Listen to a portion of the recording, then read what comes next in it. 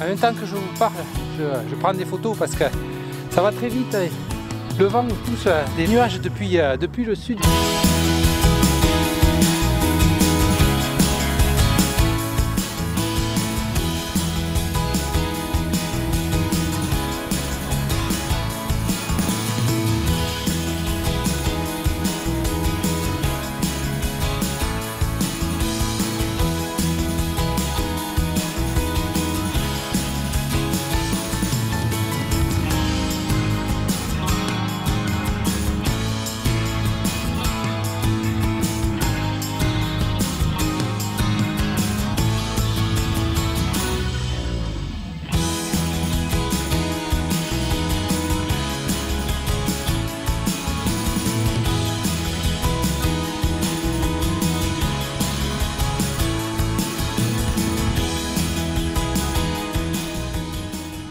Bonjour à toutes et tous, on se retrouve pour cette sortie photo aujourd'hui.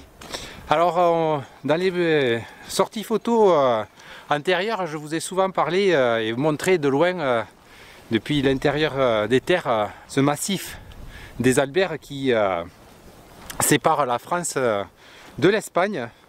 Et aujourd'hui on a décidé de se rendre ici. Pourquoi? Parce qu'en fait on se retrouve tout près de la mer, puisque le massif en fait plonge dans la mer sur son côté est, et que ça fait plusieurs jours qu'on a quand même pas mal de mauvais temps qui rentrent depuis la mer. Et aujourd'hui on a des nuages qui remontent depuis l'intérieur des terres aussi. Donc en fait ici on a une sorte de convection qui est en train de se faire, et on voudrait tirer parti de ça dans la mesure où on a des nuages d'altitude et des nuages de moyenne altitude. Donc en fait on devrait pouvoir arriver à jouer avec plusieurs couleurs lors du coucher de soleil. Exactement, on se trouve au col des Trois Hêtres. En fait ils sont là juste derrière moi. Ils ont la particularité donc d'être un seul et même arbre avec trois troncs, c'est pour ça qu'ils l'ont appelé comme ça. Donc aujourd'hui on a un vent de sirocco qui arrive directement du désert algérien. D'ailleurs on a toujours un petit peu de sable qui se dépose sur les voitures en ce moment. Voilà, donc par rapport à la tramontane on est relativement bien abrité.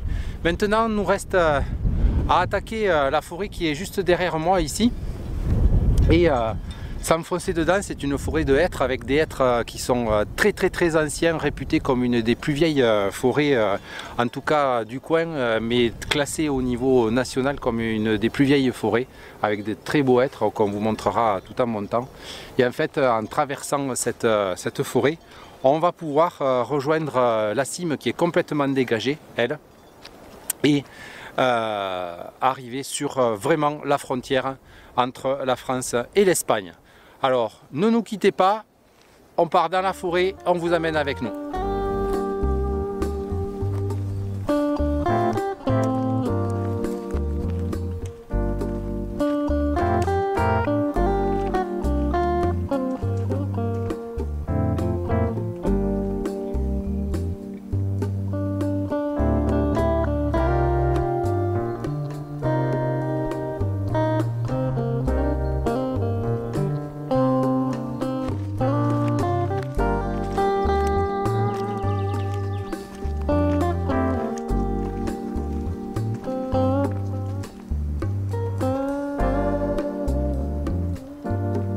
Nous sommes à présent sortis de la forêt et derrière moi ici se trouve la tour de la Massane qui domine Argelès-sur-Mer et qui marque le début de la côte vermeille, donc la fin de la côte sableuse et le début de la côte rocheuse. Un peu plus loin, sur l'est ici, se démarque la tour de la Madeloque qui elle domine Bagnols-sur-Mer, beaucoup plus connue pour son sentier sous-marin. Nous voilà à présent arrivés sur la crête ici rase, donc je disais, et qui va nous donner l'accès à la frontière directe avec l'Espagne. On vous amène avec nous pour découvrir les compositions de ce soir. On a un très fort vent de mer qui est en train de souffler.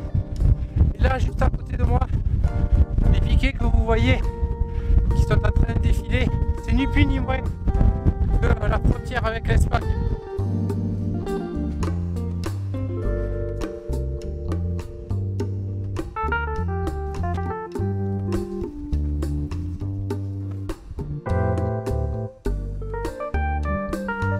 voilà arrivé sur la cime et je domine complètement la plaine des Pyrénées-Orientales avec ici qui se profile, hop je me pousse un peu, voilà, qui se profile là, la côte sableuse qui me fait un guide en fait qui part vers le nord.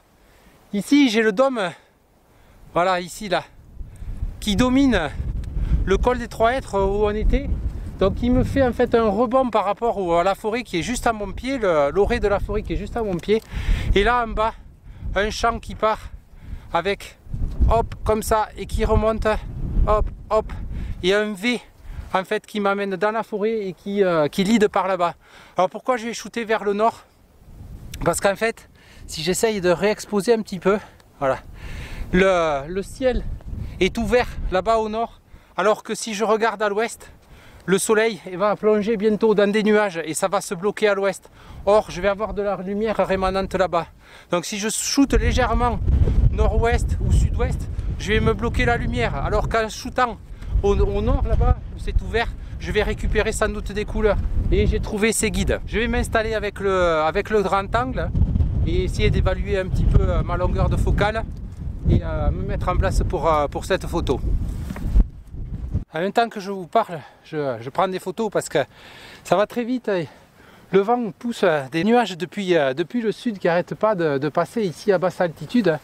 Et en fait, les nuages de moyenne altitude qui se rosent en fait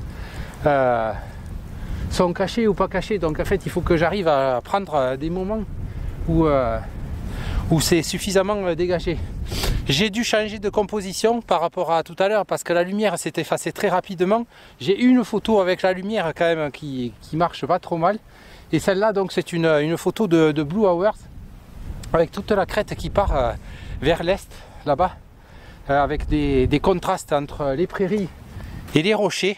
Ça fait des falaises et le contraste avec les nuages qui sont plutôt gris et là-bas qui se colorent selon le coucher de soleil.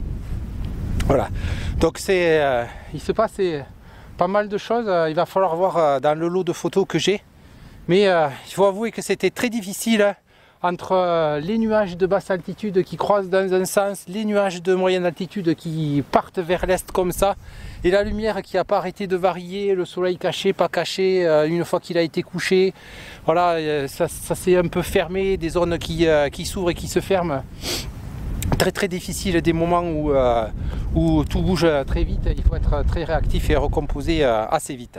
La lumière a énormément baissé maintenant, on est largement sur la fin des Blue Hours et en fait ma vitesse ayant bien baissé, je me sers des nuages de basse altitude pour faire de la longue exposition maintenant et brosser en fait cette première couche de nuages qui passe là, qui n'arrête pas de passer du sud vers le nord et qui donc fait un décalage.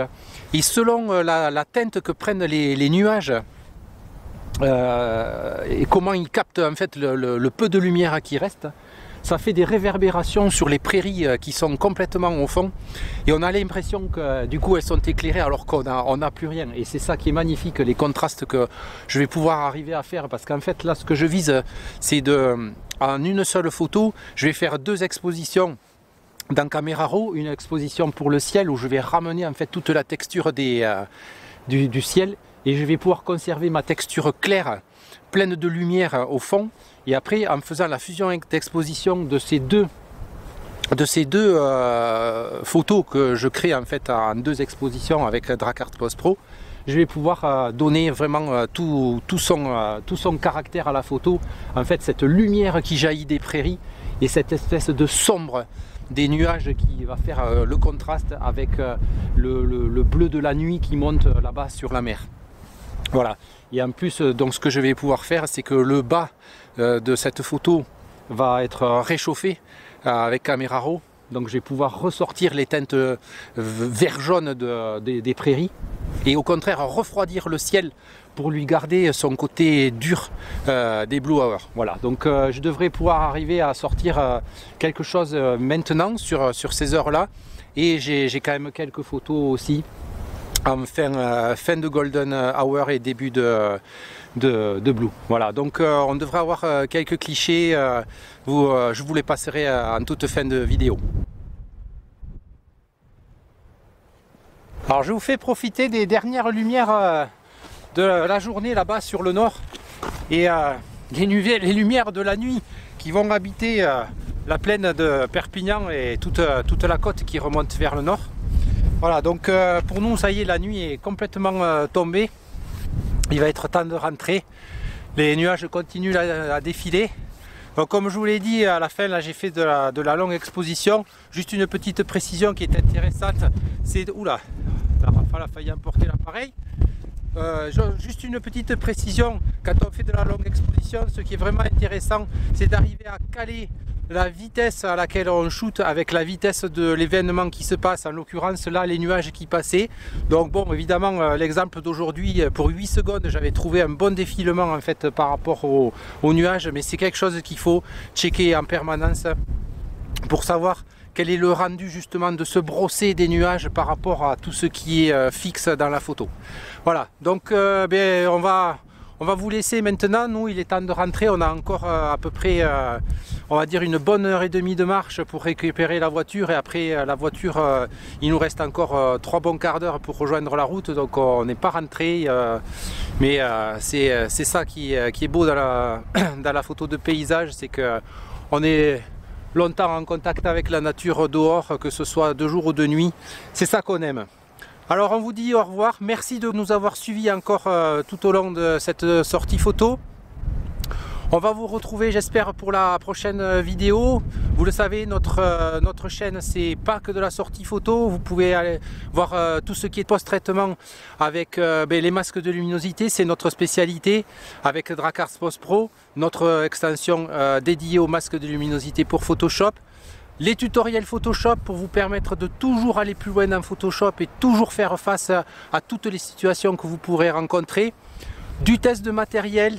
Pour l'instant, on avait fait un test de trépied, si vous vous souvenez. On va pas tarder à sortir encore du test de matériel, toujours très intéressant pour vous guider dans vos choix. Voilà, merci encore de nous avoir suivis. Je vous dis à très bientôt et until next time, tata!